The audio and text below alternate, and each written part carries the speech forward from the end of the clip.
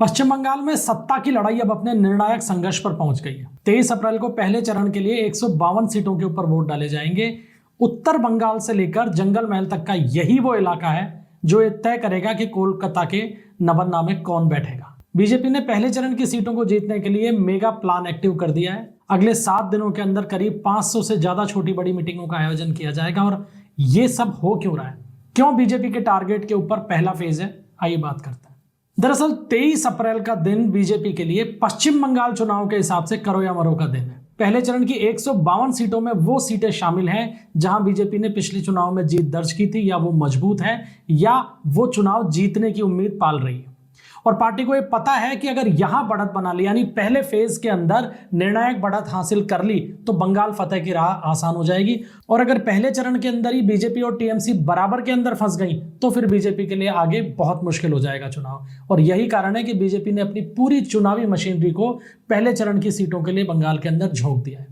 अब इनका गणित समझने की कोशिश कीजिए 152 सीटों का, कि इसमें उत्तर बंगाल और जंगल महल का वो इलाका है जो बीजेपी का मजबूत गढ़ माना जाता है। एससी एसटी का प्रभाव बहुत ज्यादा है कि इन 152 सीटों में से बड़ी संख्या में सीटें एससी और एसटी के लिए आरक्षित हैं। 2019 के लोकसभा चुनाव में बीजेपी ने यहाँ क्लीन स्वीप जैसा प्रदर्शन किया था। कूच बिहार, अलीपुरद्वार, जलपाईगुड़ी जैसे इलाकों के अंदर बीजेपी ने बहुत अच्छे मार्जिन से वोट हासिल किए थे। और यही कारण है कि पार्टी ये सोच रही है कि इस बार इस बढ़त को और ज्यादा बढ़ाया जाए।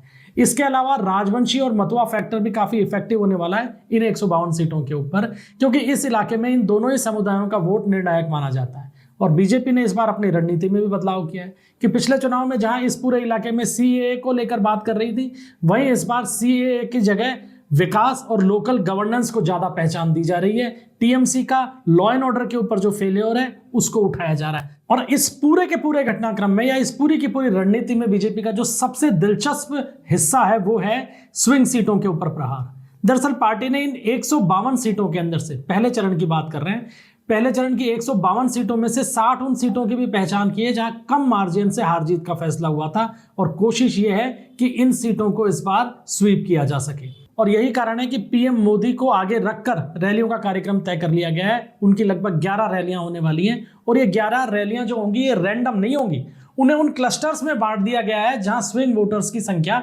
ज्यादा है। क्योंकि यह बहुत महत्वपूर्ण तथ्य रहता है चुनाव के अंदर कि स्विंग वोटर्स जिसके पक्ष में मुड़ जाता है, नेक टू नेक के फाइट के अंदर वो पार्टी उसका फायदा भी उठा जाती है। इसलिए बीजेपी की यह कोशिश है कि पीएम मोदी के चेहरे को आगे रखते हुए इन नेक टू नेक फाइट वाली सीटों के ऊपर स्विंग वोटर्स को अपने पाले के अंदर मोड़ा जा सके। इसके अलावा गृह मंत्री अमित शाह ने अपना क्लस्टर मॉडल यहां भी चलाया है। 152 सीटों को 15 क्लस्टर्स के अंदर बांट दिया गया है। हर सीट के ऊपर एक सांसद लगाया गया है और इसका एक प्रभारी मंत्री तैनात किया गया है जो 15 के अलावा दूसरी किसी भी सीट के ऊपर कोई फोकस नहीं रखेगा। डे बाय डे के हिसाब से इसकी मॉनिटरिंग की जा रही है। जहां कोई समस्या आ रही है वहां कार्यकर्ताओं से सीधे तौर पर संवाद किया जा रहा है। कुल मिलाकर फोकस एक ही बात पर है कि अपना वोटर घर से निकले और बूथ पे जाकर वोट डाल दे। इसके अलावा क्लस्टर्स में हर विधानसभा सीट के हिसाब से जो समस्याएं हैं आम जनता से जुड़ी हुई, उनकी बाकायदा डिटेलिंग की जा रही है। उनको लेकर लोगों से संवाद किया जा रहा है और उन्हें समझाया जा रहा है कि सरकार आने पर बीजेपी इन तमाम समस्याओं का निस्तारण करेगी।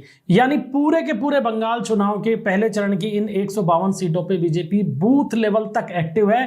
और टारगेट यही है कि इस पहले चरण के अंदर बड़ी बढ़त बनाई जा सके ताकि पहली बार बंगाल में सत्ता हासिल करने का सपना धरातल पर उतर जाए। इसके अलावा बंगाल में जो बीजेपी ने एक बड़ा परिवर्तन किया है वो है पूरी की पूरी चुनावी रणनीति को बदलने का।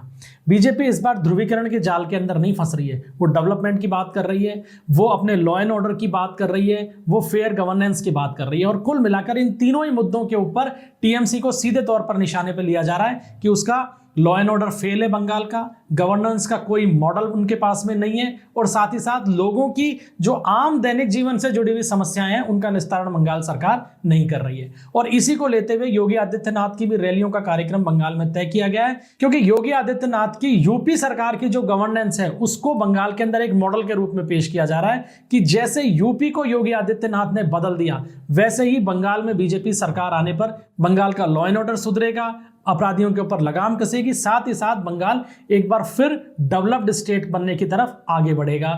और यही कारण है कि योगी आदित्यनाथ की रैलियों को बंगाल के ग्रामीण इलाकों पे ज्यादा फोकस करवाया जा रहा है। क्योंकि अगर बंगाल की स्थिति देखें तो कोलकाता के अलावा जो बंगाल है खासकर ग्रामीण बंगाल जो है उसमें आज भी लोगों की दैनिक जीवनचर्या बहुत बदहाल स्थिति के अंदर है। ग्रामीण इलाकों में गरीबी का स्तर बहुत ज्यादा है, उद्योग धंधे हैं नहीं। यानी लोगों को यह बताने की कोशिश की जा रही है कि 15 साल में धीरे धीरे करके बंगाल कैसे विकास से दूर हटता गया, कैसे इकोनॉमिक ग्रोथ से दूर हटता गया, और अगर बीजेपी यहां सत्ता में आती है तो बंगाल को भी उसी तरीके से डेवलप्ड स्टेट बनाने के लिए काम किया जाएगा जैसा कि यूपी में हुआ है। बंगाल के अंदर भी अपराधियों के ऊपर उसी तरीके से लगाम कसी जाएगी जैसे कि यूपी में कसी गई है, और इसके लिए योगी आदित्यनाथ को एक बड़ा फेस प्रोजेक्ट किया जा रहा है बंगाल के अंदर चुनाव प्रचार की दृष्टि से। पार्टी का यह मानना है कि अगर ध्रुवीकरण की बात करेंगे तो उसका फिर रिवर्स पोलराइजेशन भी होता है, लिहाजा इस मुद्दे को जनता के लिए छोड़ दिया जाए। सिर्फ यह बताया जाए कि हम अगर सत्ता में आएंगे तो हम करेंगे क्या, और टीएमसी की इस सरकार में आपके जो दैनिक जीवन से जुड़ी समस्याएं हैं वो आपको कितना पीछे धकेल रही हैं। टीएमसी को सीधे तौर पर बीजेपी निशाने पर लेने का प्लान बना चुकी है, और इसके लिए बाकायदा एक खाका भी तैयार कर लिया गया है कि डेली टीएमसी सरकार से जुड़े हुए किसी ना किसी एक मुद्दे के ऊपर टीएमसी का घेराव किया जाएगा, चाहे प्रेस कॉन्फ्रेंस हो, चाहे किसी बड़े नेताओं की तरफ से बयान दिलवाए जाएं और उनसे सवाल जवाब किया जाएगा टीएमसी से। इसके लिए बाकायदा रूट चार्ट भी तैयार किया गया है। टीएमसी सरकार के गवर्नेंस के अंदर जो भ्रष्टाचार है, जो परिवारवाद है, इसके अलावा जो अपराधियों की स्थिति बंगाल के अंदर लगातार बढ़ती जा रही है, महिलाओं के प्रति जो बंगाल में अपराध की जो रेट है वो बढ़ी है, इन तमाम मुद्दों पर यानी गवर्नेंस के मुद्दे पर टीएमसी को सीधे तौर पर हर दिन घेरा जाएगा ताकि जनता के अंदर यह अपील बढ़ाई जा सके कि टीएमसी सरकार एक फेयर गवर्नेंस देने में पूरी तरीके से विफल रही है। और इसके अलावा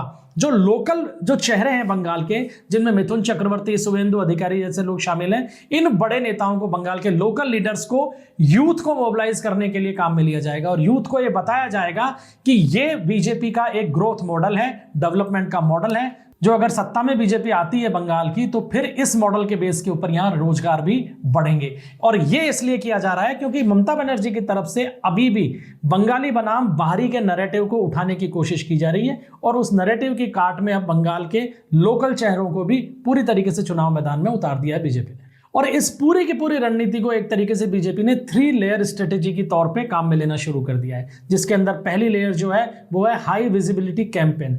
मोदी और योगी की रैलियों से बीजेपी के पक्ष में हवा बनाई जाएगी और एक तौर पे यह दिखाया जाएगा कि बीजेपी आगे बढ़ रही है, लगातार सत्ता बीजेपी की आने जा रही है। यानी कुल मिलाकर एक ऐसा परसेप्शन तैयार किया जाएगा कि बीजेपी जीत रही है और टीएमसी हारने जा रही है। दूसरा जो पॉइंट है इस स्ट्रेटेजी का वो है ग्राउंड मैनेजमेंट, यानी धरातल के ऊपर बूथ लेवल पे काम करना। और बूथ लेवल मैनेजमेंट की जो पूरी की पूरी कमान है वो खुद गृह मंत्री अमित शाह ने संभाल रखी है। आने वाले जो समय है चुनाव प्रचार का, उस दौरान अमित शाह 30 से ज्यादा रैलियों को भी संबोधित करेंगे बंगाल के अंदर अलग अलग इलाकों में, लेकिन उनका जो सबसे महत्वपूर्ण काम है वो है बूथ लेवल तक कार्यकर्ताओं को एक्टिव रखना, यानी बूथ लेवल मैनेजमेंट का। और तीसरा जो लेयर है इस स्ट्रेटेजी का वो है माइक्रो लेवल प्लानिंग, कि उड़ीसा से सटे हुए जो इलाके हैं और ट्राइबल बेल्ट के अंदर बंगाल के स्थानीय नेताओं को लगाया जाए। इसके अलावा जो आसाम से जुड़ा हुआ जो बेल्ट है बंगाल का, उसके अंदर आसाम के मुख्यमंत्री हेमंत बिस्वा शर्मा को उतारा जाए। इसके अलावा नितिन गडकरी, स्मृति ईरानी और राजनाथ सिंह की रैलियां भी आयोजित की जा रही हैं।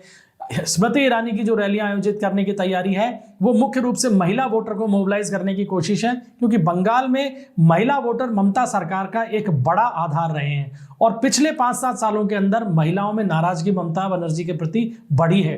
तो बीजेपी ये चाहती है कि ये जो सबसे बड़ा आधार है ममता बनर्जी की सरकार का, महिला वोटर्स, इसको तोड़ा जा सके, और यही कारण है कि स्मृति ईरानी की भी रैलियां वहां पे तय की गई हैं। कुल मिलाकर पूरे बंगाल के अंदर एक लीडरशिप सैचुरेशन की स्थिति खड़ी करना चाह रही है बीजेपी, कि चारों तरफ से परसेप्शन ये दिखाई दे कि बंगाल में बीजेपी आगे बढ़ रही है, जीत रही है, लगातार वोटर उसके साथ में जुड़ रहे हैं। तो जो स्विंग वोटर्स हैं, 5 से 7% जो स्विंग वोटर है वो बीजेपी के साथ में जुड़े, और अगर ये स्विंग वोटर बीजेपी अपने साथ जोड़ने में सफल रहती है तो बीजेपी सत्ता भी बंगाल की हासिल कर सकती है। 23 अप्रैल को पहले चरण के बाद 29 अप्रैल को दूसरे चरण की वोटिंग होगी बंगाल में। 142 सीटें इस चरण में शामिल होंगी, जिसमें कोलकाता और दक्षिण 24 परगना के आसपास का वो इलाका शामिल है जो टीएमसी का मजबूत गढ़ है, जहां बीजेपी चाहकर भी अपनी सेंधमारी नहीं कर पाती है। लेकिन क्या बीजेपी पूरा जोर पहले चरण में ही लगाकर टीएमसी के ऊपर बढ़त बनाकर ममता बनर्जी को बैकफुट पर धकेल सकती है?